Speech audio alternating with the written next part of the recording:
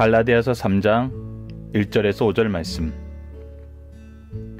어리석도다 갈라디아 사람들아, 예수 그리스도께서 십자가에 못 박히신 것이 너희 눈앞에 밝히 보이거늘 누가 너희를 꾀더냐.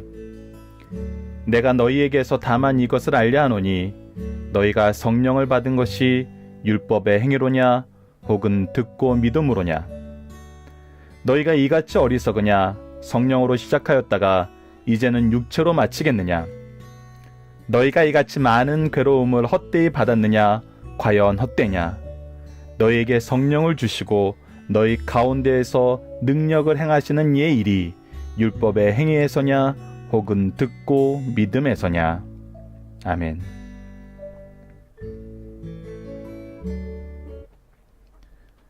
안녕하세요. 승리한 가족 여러분, 그리고 강성성경 연구원 여러분, 오늘은 갈라디아서 3장 1절에서 5절 말씀입니다. 3장 1절에서 5절은 보시는 바와 같이 두 부분으로 나눠져 있습니다. 첫 번째는 1, 2절, 두 번째는 3절, 5절. 이 내용을 우리가 함께 살펴보도록 하겠습니다. 자, 우리가 어제 1, 1장, 2장 말씀을 통해서 어리석은 자들의 유혹과 어리석은 자들의 꾀임에 의해서 우리가 무엇을 거절하게 되냐면 예수 그리스도의 구원의 복음, 이 신칭의 믿음을 거절하게 됩니다. 이것은 우리가 예수님을 어떻게 만드는 거라고요? 오히려 예수님을 거짓말하는 자로 만드는 거라고요. 이것은 정말 너무나 앞뒤가 안 맞는 주장을 하게 되는 정도로 굉장히 위험한 일입니다. 어리석을 뿐만 아니라 위험한 일이에요. 이 일에 대해서 다시 한번 우리에게 이 십자가의 도에 대해서 다시 한번 얘기를 해줍니다. 1절입니다. 어리석도다 갈라디아 사람들아. 분명하게 얘기합니다.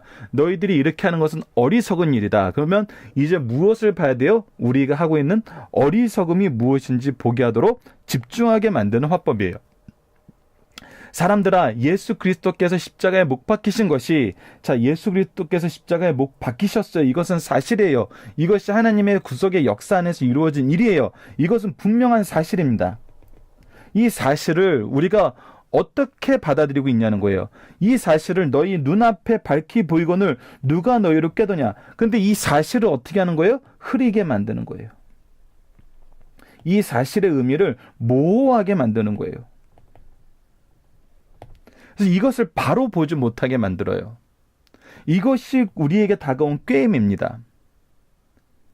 다시 한번 그래서 물어봅니다. 내가 너희에게 다만 이것을 알려 하노니, 내가 너희들에게 알려 하노는 것, 처음에 너희들이 받았던 그 복음의 내용은 무엇이냐면 너희가 성령을 받은 것이, 이 성령을 받았다는 건 뭐예요? 하나님의 구원의 역사가 우리에게 적용되고 있다는 거죠.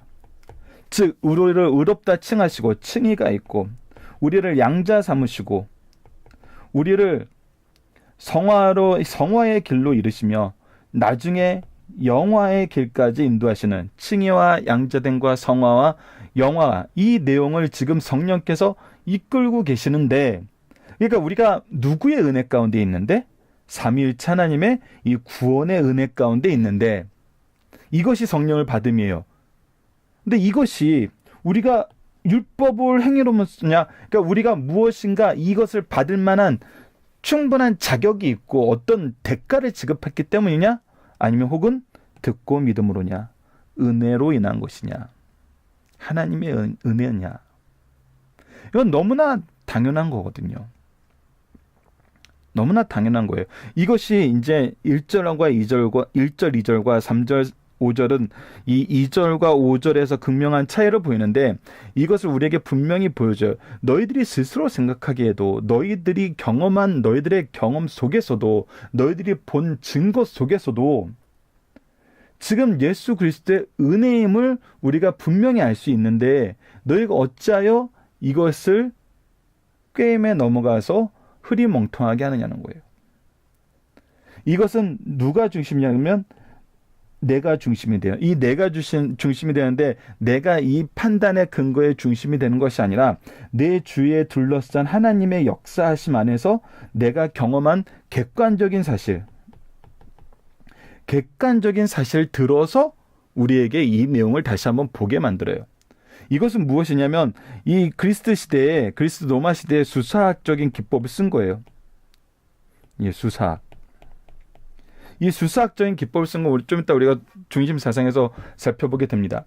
그래서 이 사람들이 논리적인 철학적인 그 사고 방식의 흐름에서 봤을 때도 객관적인 사실이 무엇이고 그 사실이 의미하는 바가 무엇이고 이 사실이 의미하는 바 속에서 내가 판단할 수 있는 근거들이 분명히 있는데 그 판단의 근거들로 우리가 판단을 내리고 있느냐 아니면 꾀더냐라는 이 내용에 우리가 분명히 알고 있는 예수 그리스도의 십자가의 못 박히심의 이 의미 외에 이 의미를 뒤로 던져놓고 아니면 이 자리에 놓더라도 이 위에 이거보다 더 큰 무엇인가를 씌우는 그런 작업을 하는 것으로 가려져서 꾀임에 넘어간 다른 팩트들이 다른 사실들이 너희들의 생각을 주관하고 있는 것이 아니냐 객관적으로 살펴보라는 거예요. 자, 그렇다면 이 객관적인 판단보다 더 중요한 내용이 이제 3절에서 5절까지 나타납니다. 자, 그것이 무엇입니까? 너희가 이같이 어리석으냐? 성령으로 시작하였다가 이제는 육체로 마치겠느냐? 자, 위에서는 나에게 임하신, 나를 위해서 임하신 하나님의 역사, 즉 성령의 역사를 중점적으로 두고 있어요. 그래서 나를 향한 하나님의 은혜가 무엇인지를 다시 한번 보게 만들어요. 자, 그런데 이 은혜를 보기보다는 사람들은 항상 무엇을 얘기하고 싶어요? 무엇을 했느냐? 두에 대해서 신경 쓰고 싶어요. 그런데 우리가 봐야 되는 이 두는 내가 무엇을 했냐가 아니에요. 내가. 여러분들 인생은 죄에 대해서 아직 자유롭지 않아요. 그래서 우리가 하려는 모든 일이 항상 무엇함을 봐요. 악함을 봐요. 우리가 하는 것은 우리가 주체가 되는 것은 항상 악한 곳으로 나아가요. 이게 얼마나 안타까운 거냐면 우리가 로마서 10장 2절 다시 한번 보면 거기서 나타낸 건 내 의가 중심이 되었을 때는 내가 그거에 대한 열정은 있지만 그것이 오히려 무엇을 만들 뿐이라는 거예요? 죄를 만들 뿐이라는 거예요. 내가 하나님께 나아가는 어떤 자격을 얻고 싶어가지고 열심히 무엇인가 두를 했는데 그것이 오히려 내가 자격이 없음을 나타내는 죄를 더 만들어 버린다는 거예요. 그러니까 내 자격이 점점 멀어진다는 거예요. 이것이 지금 현재 우리의 상태예요. 그래서 우리가 어떤 조건을 만들기 위해 어떤 자격을 만들기 위해 무엇인가를 한다는 것은 굉장히 미련한 짓이에요. 그렇다면 이 두가 완전히 사라지느냐? 그렇진 않아요. 이 두는 우리가 무엇인가를 한다는 것은 어떻게 이루어지냐는 거예요. 어떻게 이루어지느냐. 이게 은혜의 신학의 굉장히 중요한 부분입니다. 자, 봅시다. 그래서 3절에서는 누구의 얘기로 시작을 하냐면 성령의 얘기로 시작해요. 즉 너희가 무엇을 하는 것이 아니라 성령이 어떻게 하셨냐를 우리에게 보게 만들어요.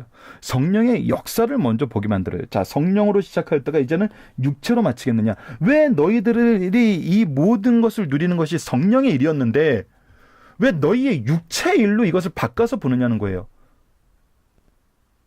아직도 이것이 명확하게 안 닿을 수 있어요. 자, 계속해서 봅시다. 너희가 이같이 많은 괴로움을 헛되이 받느냐? 과연 헛되더라.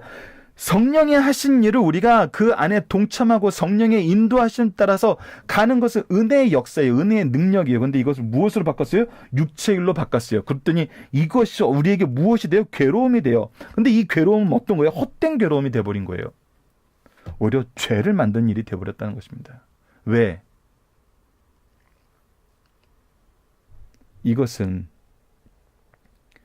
우리가 1장에서도 살펴봤다시피 무엇하려는 거예요? 우리를 노예 만들려는 자만의 노예, 자기 자랑의 노예에 빠지게 만드는 거예요.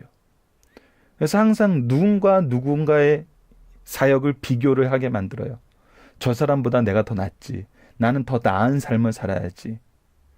그래서 내가 더 나은 삶을 사는 걸 자랑을 해요. 예수님께서도 세리와 바리새인의 기도에서 무엇을 보여줘요? 내 의를 자랑하는데 항상 내 의는 무엇과 비교돼요? 나는 저 세리와 같지 않음을 감사합니다. 하나님 앞에 의를 자랑하는 건 겨우 이런 의예요. 근데 이런 의는 하나님께서 의라고 얘기를 안 해주세요. 이거는 오히려 교만이에요. 자기 죄에 대한 망각이에요. 그래서 내가 무엇을 한다는 것은 다 헛된 것이란 거예요. 그래서 우리는 무엇을 봐야 돼요? 성령께서 하시는 일을 봐야 돼요. 2절과 5절의 극명한 차이는 그거예요. 네가 중심이 되어서 성령의 역사를 봐. 그래도 우리가 볼 수 있어. 근데 우리가 더 집중해야 되는 건 뭐야? 바로 하나님께서 우리에게 성령을 주시고, 누구의 일이에요? 하나님의 일이에요. 하나님의 일을 보는 거예요. 하나님. 내 일을 보는 것이 아니라 하나님의 일을 보는 거예요. 하나님이 하시는 걸 보는 거예요. 너희 가운데 능력을 행하시는 이, 우리가 능력 중에 있다는 것은 누구의 일이에요? 하나님의 일에 동참한다는 거예요. 하나님이 하시기 때문에 우리가 능력을 행하게 되고 하나님의 능력을 갖게 되는 거예요. 근데 이것이 너희들이 자격이 있어서냐, 율법에 의해서냐, 행위에 의해서냐. 이 부분은 이제 우리가 후에 가면 볼수록, 그 율법은 왜 주셨어요? 율법에 대해서는 지키는 자에게 복을 주고 어기는 자에게 화를 준다는 분명한 선악 개념이 있잖아요. 근데 이것을 우리가 무엇으로 봐야 돼요?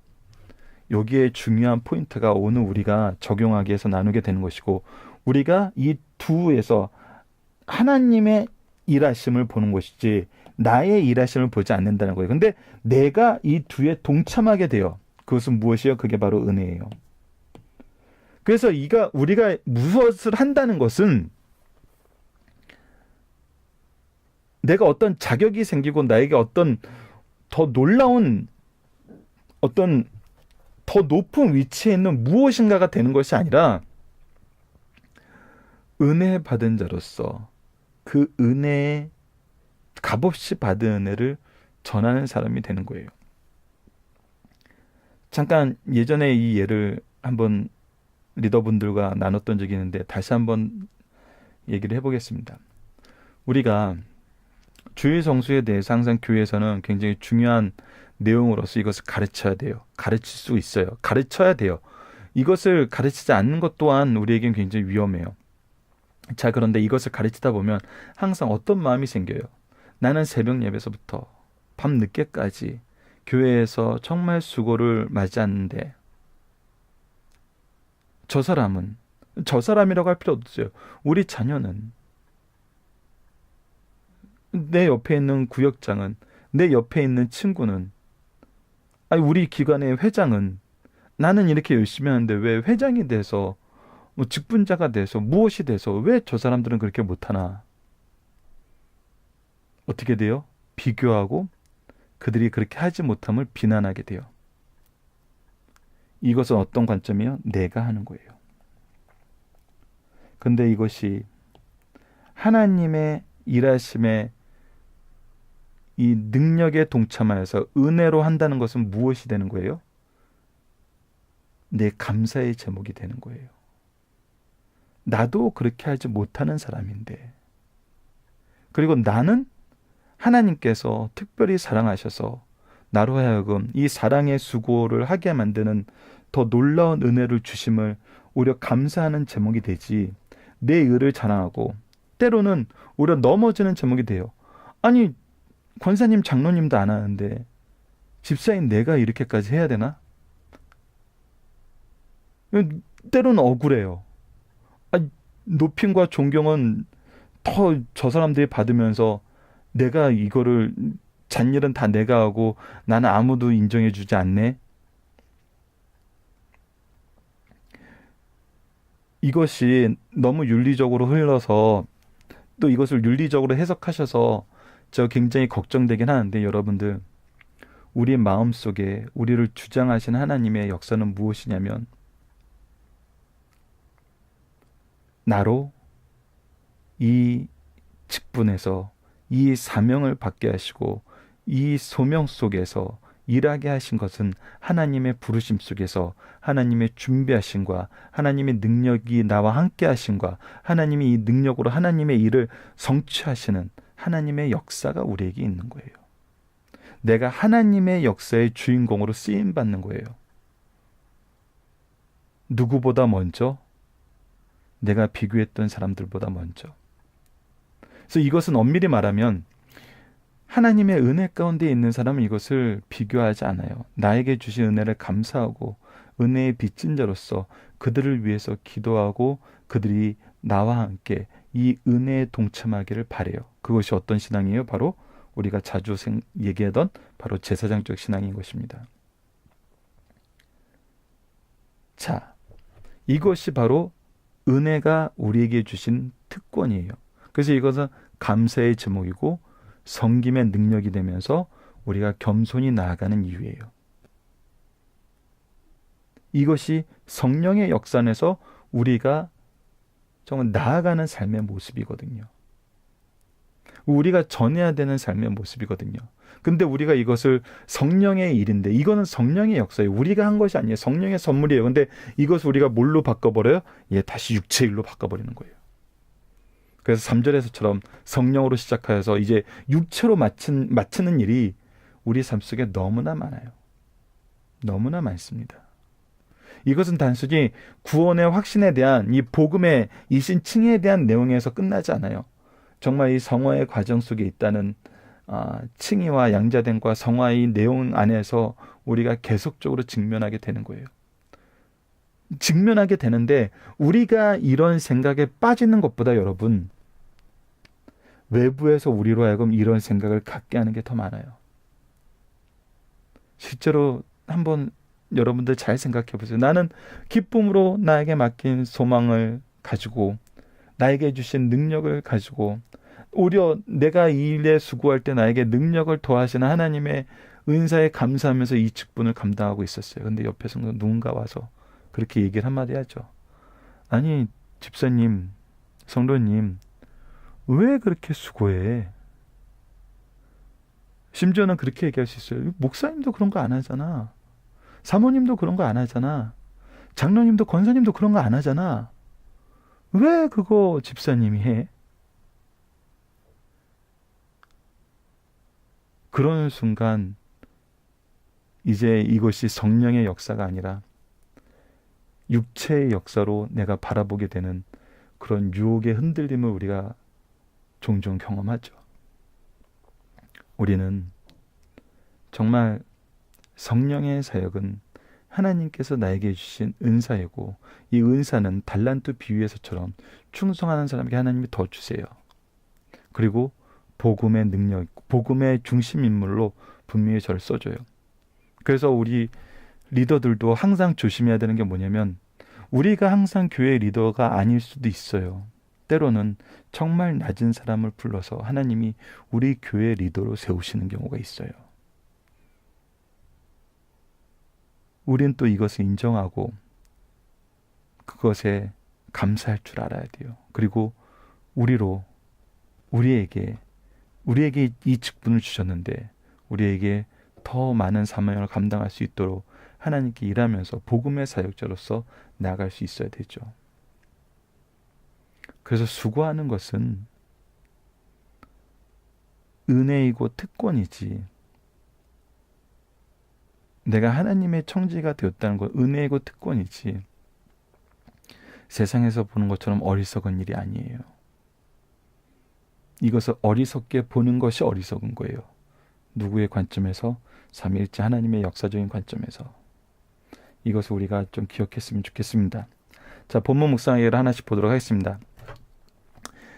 자, 갈라디아 사람들이 어리석다고 책망한 이유는 무엇입니까? 이것이 지금 책을 보시면은 편집이 조금 어설프게 됐습니다. 그래서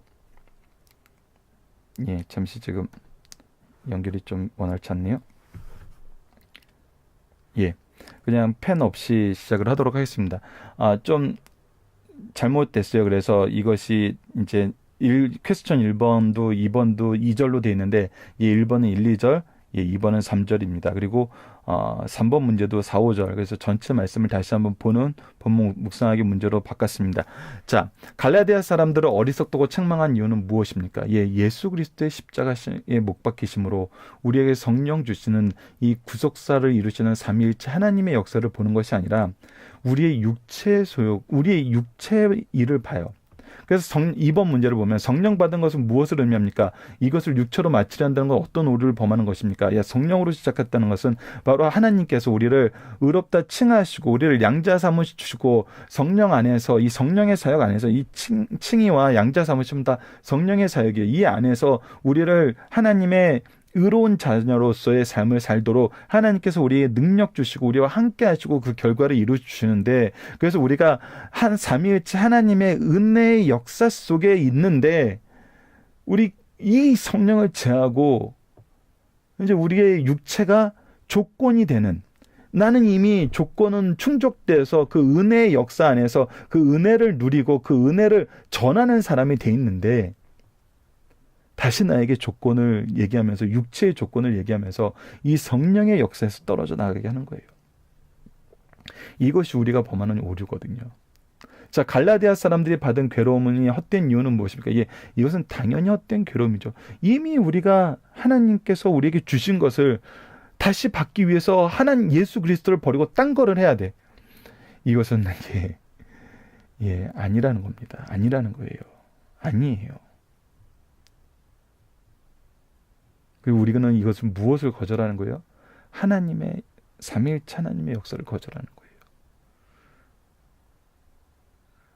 이것을 우리가 기억해야 됩니다. 자, 중심사상 하나씩 보도록 하겠습니다. 갈라디아서의 서론 부분에서 밝힌 바와 같이 갈라디아에서는 크게 세 부분으로 나눠져 있습니다. 첫째 부분은 바울의 간증 형식으로 복음과 자신의 사도권에 대한 개인적인 변호하는 성격이 있어요. 그래서 이신칭에 대한 변호예요. 두 번째는 복음에 대한 해설로 교리적인 논쟁을 띄고 있어서 이신칭에 대한 해설. 그리고 세 번째 부분은 복음의 원리의 실제적인 삶에 적용시킨 부분으로 실천적이고 권위적인 성격을 띄고 있어요. 이신칭에 대한 적용. 이렇게 있는데 3장은 이 내용을 어떻게 우리에게 가르쳐 주냐면 다양한 이 그리스도 로마 시대의 수학적인 방법을 가르쳐주고 얘기해요. 첫 번째는 서리법이에요. 서리법이란 다 아는 사실을 의문의 형식으로 제시하여 독자가 스스로 결론을 내게 하는 거예요. 예컨대 누가 너희를 꾀더냐. 그래서 너희들이 지금 누구의 꾀임에 넘어가고 있다. 너희들이 꾀는 것을 무엇인지 알아야 된다 해서 내가 정말 이 사실을 인지하고 내 스스로 내가 어떤 꾀임에 넘어갔구나라고 찾아볼 수 있게 만드는 거예요.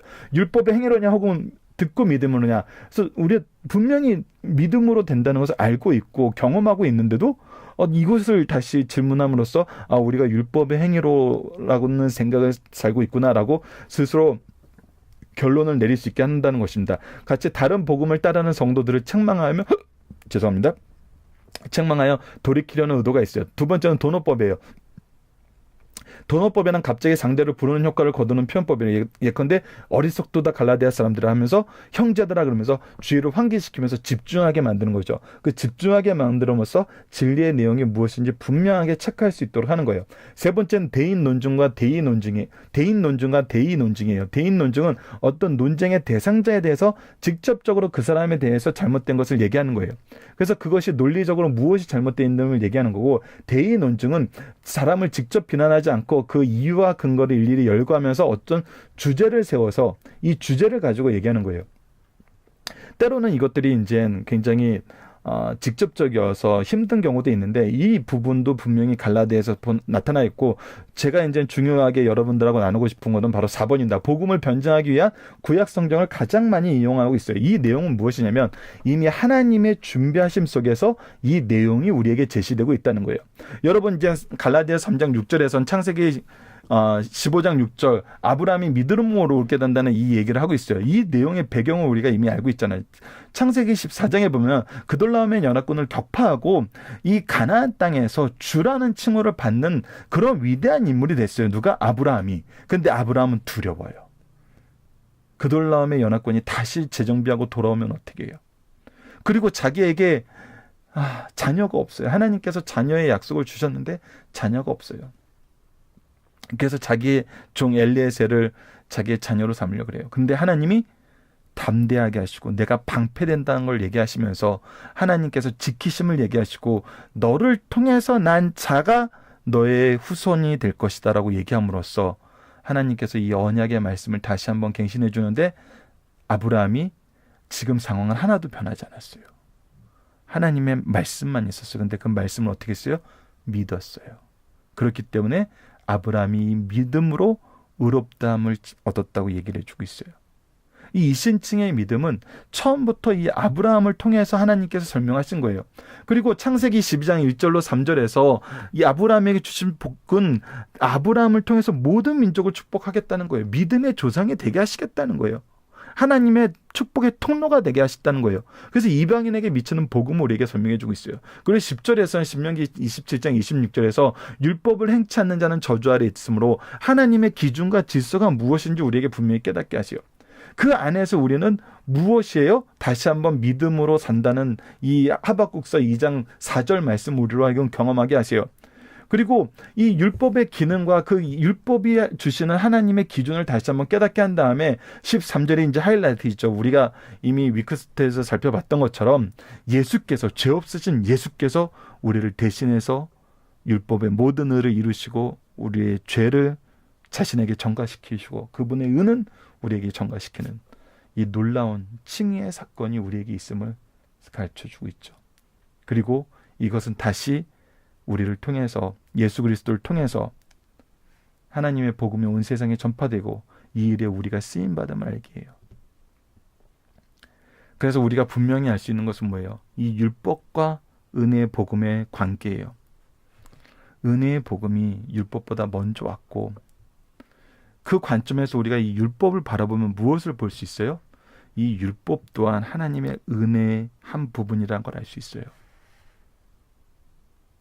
그러니까 은혜의 도구로 주셨던 것을 우리는 죄악의 도구로 바꿔버리는 거예요. 이것은 창세기에 자주 나타나죠. 아담이 하나님의 복, 나에게 주신 최고의 복이라고 얘기하면서 여인에게 너는 내 살 중에 살이 뼈 중에 뼈라고 얘기했는데 선악과를 따먹고 나서 하나님께서 그거에 대해서 죄를 묻자 뭐라 그래요? 당신이 나에게 주신 이 여자가 축복의 통로이고 축복의 제목이었고 축복의 내용이었던 그것이 뭐예요? 내 죄의 변명거리가 되어버렸어요. 죄의 이유가 되었다고 얘기를 하는 거예요. 누가 잘못 사용한 거예요? 내가 잘못 사용한 거예요.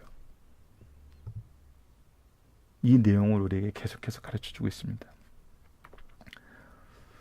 자, 중심하다 첫 번째입니다. 십자가의 대속의 교례는 우리를 사랑하시는 하나님의 지혜와 능력의 결정체입니다. 이 귀한 은혜를 그 어떤 경우에도 버리고 떠나면 어리석은 것이요 죄악이라는 것입니다. 죄송합니다. 예, 잠깐 오류가 있었네요. 십자가의 구속의 교례, 이 세상에서 누가 생각이나 할 수 있으면 누가 그런 큰 사역을 할 수 있습니까? 창조주께서 세우신 제도요, 주께서 성취하신 사랑인데 누가 무엇으로 깨기에 그런 진리와 축복에서 떠날 수 있단 말입니까? 이런 축복에서 이탈한 것은 가장 어리석은 짓이죠. 오히려 죄악입니다. 죄를 만들 뿐이에요. 이는 성경을 바로 알지 못하고 믿음이 없기 때문임을 가르쳐주지 않습니다. 그래서 우리가 무엇을 해야 돼요? 성경을 바로 알아가는 훈련이 필요해요. 두 번째, 성령 받은 것, 즉 구원 얻는 것은 율법을 행함으로냐 믿음으로냐 믿음이지 않느냐라고 얘기하는 거예요. 즉 믿음이라는 것을 계속 강조하고 있어요. 율법은 하라 하지만 복음은 주님이 다 해놓으셨다는 것이에요. 율법은 하라는 명령은 순종하기가 불가능하지만 복음은 예수님이 다 해놓으신 것을 믿음으로 받아들이면 성취된다는 거예요. 우리로 하여금 그리스도와 연합을 통해서 변화된 삶을 살게 하신다는 거예요. 우리가 어제 말씀에서 갈라디아서 2장 20절 말씀처럼 우리가 이미 십자가에 못 박혔기 때문에 이제 내가 사는 것이 아니라 내 안에 그리스도께서 사신 것이에요. 그리스도의 역사가 나의 역사가 되는 거예요.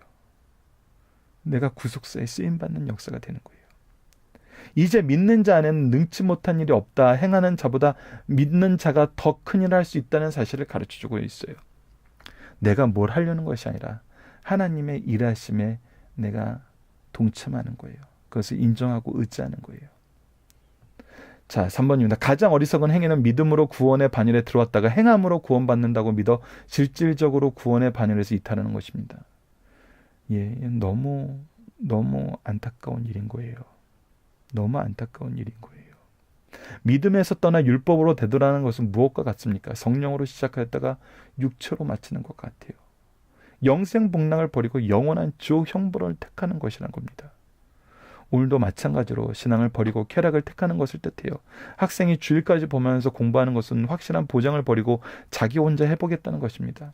교인이 주일까지 돈 벌겠다는 것은 하나님이 주신 것을 버리고 자신이 가져보겠다는 것입니다. 참으로 어리석은 선택이라는 거죠.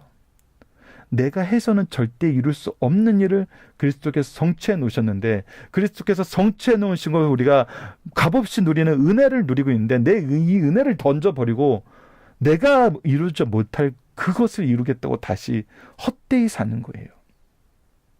헛되이 사는 겁니다. 이거에 대한 증거가 성경에 너무 많이 나타나 있고 교회사에 너무 많이 나타나 있어요.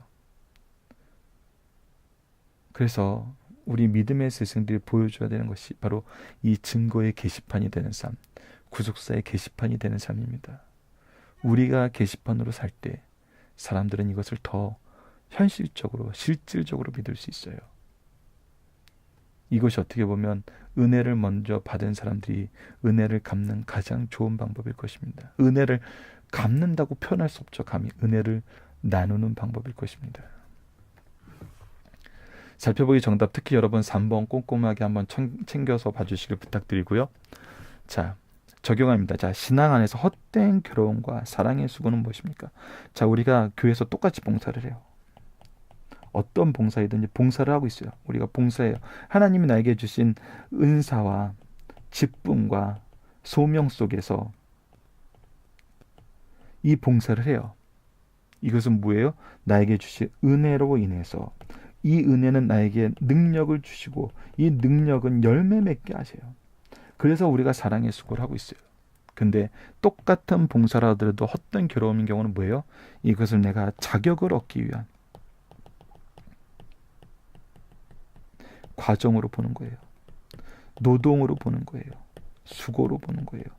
이 수고는 결국 우리가 무엇으로 경험을 해요? 예, 자기 자랑으로. 자기 자랑으로 나아가게 돼요. 저는 개인적으로 정말 이 말은 써서는 안 되겠다. 제 개인적입니다. 왜냐하면 제가 이 말을 쓴다는 것은 철저하게 자기 자랑으로 하는 말이기 때문에 제 경우에는 그것이 뭐냐면 신앙생활 그렇게 하는 거 아니야. 저는 이 말은 다른 분들은 다른 의미에서 쓰실 수 있는데 제가 이 말을 쓴다는 것은 100% 제 자랑이더라고요. 그래서 저는 절대 이 말을 쓰려고 하지 않습니다. 나는 은혜의 빛인 자로서 은혜를 주는 사람이 은혜의 통로가 되었을 뿐인데, 그래서 나는 이런 말 할 시간에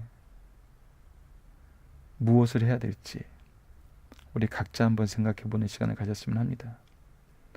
제 생각을 얘기하는 것보다는 여러분이 내가 그것을 자격으로 보는 것이 아니라 어떤 조건으로 보는 것이 아니라 하나님의 은혜로, 하나님의 은혜의 능력으로 열매 맺게 하신 성령의 역사 안에 있음을, 성령의 내주하심과 충만하심이 있음으로 나아가고 있는지, 아니면 누군가에게 보여주는 기준이 되기 위해서 하고 있는지 우리는 다시 한번 돌아봐야 됩니다. 자, 신앙 안에서 참된 것과 거짓된 것은 어떻게 구분할 수 있나요? 예. 성령이 이루신 것을 따르는 것은 참된 것입니다. 근데 거짓된 것은 어떤 거예요? 다시 육체적인 것을 따르는 거예요. 성령은 값없이 주신 은혜예요. 근데 육체적인 건 뭐예요? 내 자격이에요. 누가 드러나요? 하나님이 드러나요. 누가 드러나요? 내 의의가 드러나요. 동일한 사건에서도 완전 다른 반응이 나타나는 겁니다. 그래서 제 스승님 중에 한 분은 목회자가 설교단에 올라가서 절대 금지로 생각해야 되는 것 중 첫 번째가 내가 얘기했던 것처럼, 내가 했던 것처럼, 내가 저번에 이런 일을 했는데, 내가 무엇을 했는데, 심지어는 말씀을 전할 때도 제가 지난주에 말씀드린 것 중에 라고 해서는 절대 안 된다는 거예요. 내가 말씀을 전한 것 자체도 성령의 역사하심에서 나에게 이 직분을 허락하셨기 때문이지 내가 내 능력으로, 내 자랑으로 이것을 쓸 수 없다는 거예요. 그래서 철저하게 어떻게 표현하자고 얘기를 하냐면, 우리가 지난주 함께 나눈 말씀 속에서 우리에게 지난주 어느 말씀을 통해서 주신 말씀 속에서 이렇게 표현해야 된다는 거예요. 저는 이 내용은 정말 우리에게 중요한 어떤 내용을 가르쳐주고 있다고 봅니다. 우리가 성령의 역사하심을 할 때는 자기 자랑을 하지 않아요. 은혜에 대한 감사와 감격이 있을 뿐이죠. 우리가 이것을 통해서 참된 것과 거짓된 것을 다시 한번 심사숙고했으면 합니다. 자, 말씀을 기초로 기도하기를 통해서 마치겠습니다. 하나님, 우리에게 행하신 하나님의 구속의 역사를 바로 이해할 수 있는 지혜를 허락하여 주소서. 그리하여 성경의 역사와 사건과 교훈들을 통해 하나님의 뜻을 바로 이해하고 하나님의 은혜의 섭리를 바로 의지하게 하여 주소서. 어리석은 자들이 유혹하기 위하여 말하는 것들을 바로 분별할 수 있게 하여 주시고 굳건한 믿음 속에서 하나님의 구속의 은혜를 힘입어 성령의 동행하심을 통해 복음의 사명을 충성스럽게 감당하여 열매 맺는 주의 백성이 되게 하여 주소서. 우리의 수고가 하나님의 은혜이며 공급하심 속에서 누리는 특권이요 능력임을 경험하고 겸손히 나아가는 주님의 청지기가 되게 하여 주소서. 예수님 이름으로 기도드립니다. 아멘.